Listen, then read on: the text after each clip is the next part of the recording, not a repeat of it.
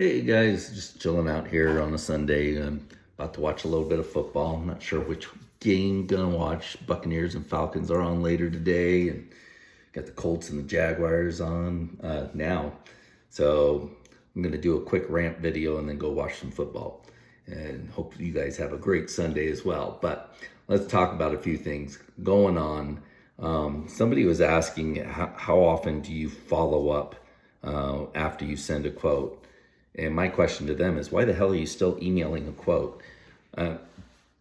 Now, this is something that I find is very interesting. As technology has gotten better, as we've been able to do things better and faster, we have slowed down dramatically in support of the technology rather than let technology support us. I'll give you an example. Before there was email quotes, before there was email, you'd work out the price in a customer's home and give them a price. It seems like now that you can email it, it's a good reason. It's like, oh, let me go home and figure it out, make sure we get all the details correct, and then send them a quote through an email. It's insanity. And you see closing rates dramatically lower when people go to these systems of emailing the quote or making sure that they're using their software program and that the software program is happy with the estimate. We're more concerned that our software is happy with the estimate than we are that our customers are happy with the estimate. So don't let technology ever slow you down. And there's a lot of you guys that have been doing this for multiple years, 15, 20 years or more. And you guys are smart enough and intelligent enough to be able to quote somebody in the home. You're smart enough to be able to train a salesperson how to quote in the home.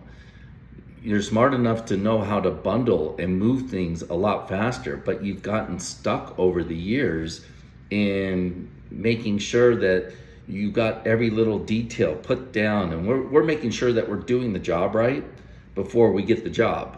And it doesn't make sense. And it also doesn't make sense that you're in an industry with no standards, and yet we're trying to make sure that our quotes are accurate. Well, how can your quote be inaccurate when the material costs are different for everybody, when the installation costs are different for everybody?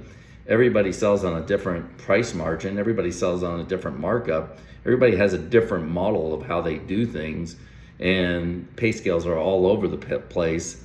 So just ask a question, how much do you guys charge to sand and refinish? You're gonna get prices from $350 on up to $850, $9 a square foot in the same state, in the same region. All throughout the country, you're getting different answers. And I've done this for over 50 people now, where we've worked out prices for them, and everybody is different. There is no consistency within our industry. So why are you trying to be accurate in an industry with no standards? So learn how to quote faster in the home. Now, time to time, things come up and you're not able to give that quote in the home. So you end up going home, getting the information, book another appointment with somebody. Don't be sending them an email, a quote for $8,000 or $15,000 or $20,000. They're not buying a pair of shoes here. They're not getting a pizza. For crying out loud, they're investing, $8, $10, $15, $20,000. Don't you think that deserves the respect of standing in front of them, going over everything you're gonna do? Now, you may put all that information into an email, but do you think that really has the same impact? I know as a shopper, I want to look right down at that quote. I'm going to see how much it is. It might be so high, I'm not even going to read what's in the email, and it doesn't really have an impact. All those line items of all the stuff you're going to do, it doesn't really have the impact, and I'm not really as impressed as I would be if you're standing in front of me explaining to me what you're gonna do, how you're gonna do a beautiful job on the shower, or how you're gonna tear out the flooring and haul it off, how you're gonna level my floors and put in new flooring. And here's the other thing that I find that's very interesting. A lot of you guys that, if you guys are the ones buying the product or buying the service, you got somebody coming out giving you an estimate for replacing your garage door. Do you want them to go back and figure out what the quote was going to be and email it to them? Or do you expect a price right there? Think about any product or service or anything that you buy, whether it's landscaping, pools, major things that are complicated. Do you want somebody else to email you a quote for that thing? Are you the kind of person that would kind of like to know the information so you can make a decision on what you want to do? And I heard a great example in Minnesota where a flooring dealer got an estimate for landscaping. And what the guy did, because he did have to figure out what all the plants would cost, what everything would cost, so he had to get back to him. So what he did is he set up a coffee date. Hey, let's meet at this coffee shop. I'll go over the whole plan with you. We'll go over the pricing and everything. That's an acceptable answer. You're going to go back, you're going to meet face to face, and you're going to go over this very complex thing that's costing thousands of dollars. If it's costing you thousands of dollars, your clients thousands of dollars, it deserves the respect of you getting back in front of them, sitting down with them and going over them. You could read their facial expressions. You could answer any of their objections. You'll be a lot more prepared for delivering a quote of that size. And you're going to beat all the other guys that email a quote and just email a price. Well, I told her we would do a good job. Really? You think an email has the same impact as you standing in front of somebody giving them a quote? Invest in that yourself, your knowledge, your time. We're going to show you how to do that at the workshop. So a little plug for the workshop coming up in November, but we'll show you exactly how you guys can do that.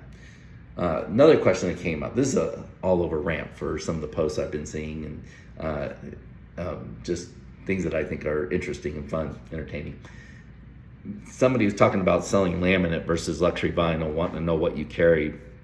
And I find it's really fascinating. I look at the category as one category. Somebody is looking for something that's not wood flooring, looks like wood flooring, but is less expensive. That's one category, laminate, luxury vinyl. They're not two separate categories.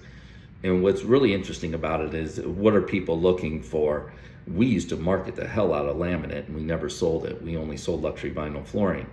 Now it's kind of the opposite, where people are more looking for luxury vinyl. There's not as many searches for laminate. Laminate's a much better keyword to market. It's less expensive to market as a pay-per-click word. But you don't even really have to market the product being laminate or being luxury vinyl. You can market the category of a real wood flooring look without the expense of real wood flooring.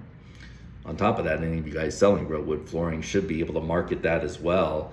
And then when people come in, give them an opportunity to buy real wood flooring with simple education on the difference and the durability of it and the value it brings to them in their home. So if you're somebody that specializes in real wood flooring, always give people the opportunity to buy that. And then when you go from real wood flooring down to a luxury vinyl or a laminate, you would do really well, because the prices that you're going to get, average ticket, is going to be a lot higher when you start off a lot higher. But switching people over from luxury vinyl to laminate or vice versa is really a great selling strategy, especially you got a good product. I keep bragging about Revwood because I love the name, and it is a really good product with gorgeous visuals. So switching people over is a great sales strategy, actually. So somebody's shopping around, been looking store to store at luxury vinyl flooring and looking at all the options, and you introduce something to them that they haven't seen and they haven't considered, then all the other quotes and information go out the window, and now they're interested in what you're showing them because you're showing them something that somebody else hasn't. So if you have the ability to switch the game on people, that's a great way to go. Learn about what they want and then ask their permission to show them something different that they might want to consider. All right, the next one is shoot the damn video lesson. If I can go to your Facebook page and I can't tell what you do for a living, that is a sin. You guys, social media is marketing. I should be able to go to your social media page and tell what company you work for and what you do for a living. If you feel like I want to keep this my personal private page for my family and my friends, well, if your family and friends don't know what you do for a living, can't support you, don't recommend you, why not? Why wouldn't you want them to know what's going on? And isn't your business something that's going on in your life? whether you're moving, getting a bigger showroom, expanding, got a new product in. Aren't you doing things in your business that are kind of interesting, that you want to share with your family and friends? Trying to keep that separate and private is insane. Why do you really want to spend money on acquiring customers? Why would you prefer to have to pay for every customer you get versus just being social on social media and telling people what you do and giving them an opportunity to come in and buy from you? Now, it only makes sense that you use your page. You use it for personal stuff too. Absolutely. I'm always posting personal stuff, but posting business stuff too, because that's part of my life. That's part of the social media that's getting around. And I'm seeing a lot of videos out there from people, but they're just doing music in the background. Guys, you got to talk in your videos. The music in the background is just not that interesting. It's not going to get viewed for very long, and there's not a lot of people that are going to make comments or come to you. But if you're talking on those videos, they don't have to be long or complicated, 30 seconds. Let them get to know you, because they're not falling in love with the products and services that you offer. They're falling in love with you and the fact that you are the expert, that you're very well known for what you do, whether it's paint, flooring, kitchen and bathroom remodels. A lot of you guys are doing very interesting things.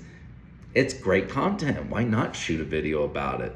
So tile guys, you guys do some amazing work, and why not shoot videos, shoot pictures, even just taking photos and posting photos of your work up there. But don't just post the photo, don't just post the video, talk, say something about it. Be entertaining, be somebody that they get to knowing, because they do feel like, even though you haven't met this person, when they see your videos and you're talking, they get to feeling like, man, I know this guy. He's like a friend. I've been listening, I've been following him for years, and I feel like I know him. I get that all the time. So you guys will get that as well. Jay does a fantastic job shooting videos. But people come in all the time and tell them, man, I feel like I know you already because I've been watching your videos for so long. And one of the things that we were talking about is the opportunities. And a lot of flooring businesses are like to see what other flooring companies are doing. And I think the opportunities that you have are things that you can create. You can be very unique in your flooring business, in your marketing, and create processes, create systems. You can create Facebook groups. Boy, they've got a couple people that have created their own Facebook group, and they are on fire. Jody in Utah has 50 vendors coming out for her trunk or treat. Didn't cost her a dime, and she's just the mayor of her town. So she's doing some marketing that's extremely effective, that's bringing people out to her showroom, that's helping her community, helping other businesses, and all these people know who Jody is, and they refer Jody for anything that's flooring needed. She's a trusted friend, and all she has done is provided the platform for other people through Facebook for free. So a Facebook group, and Jacob White did the same thing. Started a platform, built a networking group around it. These are strategies that every one of you guys could do. So if you're tired of paying high prices, learn how to do stuff for free, because there's a lot of free stuff you can do to attract customers and get business. That's another thing we're going to be going over a lot in workshop. We're going to show you how to shoot videos, how to edit them, how to post them, what you should be saying on those videos, and kind of the consistency that you should follow to attract customers to your brand. All right, and then finally, I want to talk about keeping score. And we've seen this with all of our clients. It's really, really impactful when you know how much you did this month last year, how much you did this month this year. And this is one way I tell you, and we're bragging about it, that we've got one client in 4 months, they've started working with us, they're up $288,000. What am I comparing that to? I'm comparing that to the same 4 months last year. And the fascinating thing about that is they're up $288,000 in a year that's economically worse for everybody else. So most people were starting to slow down a little bit last year at this time, but they have really picked up over the last 4 months, and it was simply by changing the way that they operate. What I started off talking to you about is emailing quotes. Well, that's the first thing that we got him changed. They stopped emailing quotes, and he started taking the time, sitting in front of the customer, going over the project, and telling them what it was going to cost. Now his appointments went from 20 minutes to an hour and a half, but his closing rate went from 30% up to 70%. Wouldn't you spend more time with customers if you knew you could close at a 70% rate? Selling became fun. It used to be he dreaded doing it because he knew he wasn't going to likely get the job with a 30% closing rate.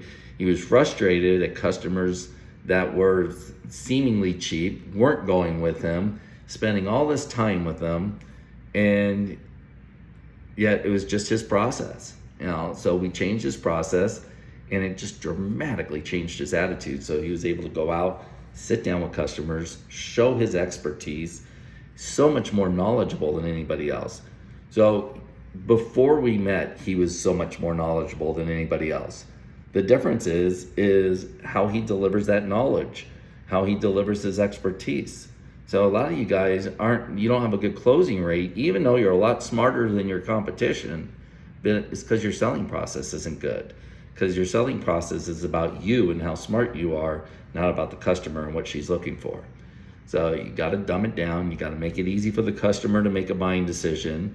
You got to sit in front of them, take their time, get to know them, understand them more. It's going to be a big, big topic. We'll talk about it a lot at the workshop. It's coming up here November 14th and 15th in Orlando, Florida. If you're seeing this video after it, I'm sorry you missed out on it. Give me a call for one-on-one consultation. But you guys are going to want to make it out there. It's only $250, and you can bring your partner, your spouse. We made it very cheap because we want as many of you out there as possible, and you're going to just get tremendous value. We're going to learn how to do those marketing techniques that I was talking about, shooting the videos, editing the videos, posting the videos. You're going to learn how to bundle your prices, make it easy for people to buy from you. You're going to learn how to beat the competition with higher prices. So we're going to increase your closing rate, even though that you're charging higher prices than you do now. And some of you are intimidated by the prices that you're charging because you know somebody's way less than you. Well, I want you to be a lot more expensive and still close the job anyhow. And don't worry about these guys that are way less than you. We got to improve the marketing so you're attracting the right customers, first of all, and then improve your sales presentation from the moment you greet them to the time that you're ready to deliver the price and close the sale. So no tough sales tactics. I don't believe in that kind of thing, high pressure sales. I don't believe in that kind of stuff. I wouldn't do it myself. That's not anything we teach you. We teach you how to confidently close the sale and just assume they're going with you. And why not? They called you out there. They called you out there to get flooring, not to get a price. So when you change your attitude and understand customer called you out there to get something done, they did not call you out there just to simply get a price. Okay, because they're going to get this done. Are they going to get it done from you or for somebody else? Okay, I'd rather they choose you if you're watching. Unless you're like a bad guy, then I don't want them to choose you. Okay, we're going to beat you with good guys. All right, guys, so that's our rant. Sign up for the workshop. It's going to be worth your time. If you can't make it out there, at least call me for a one-on-one consultation. Let's go over a strategy call, and I'll show you how to get to 90K in 90 days.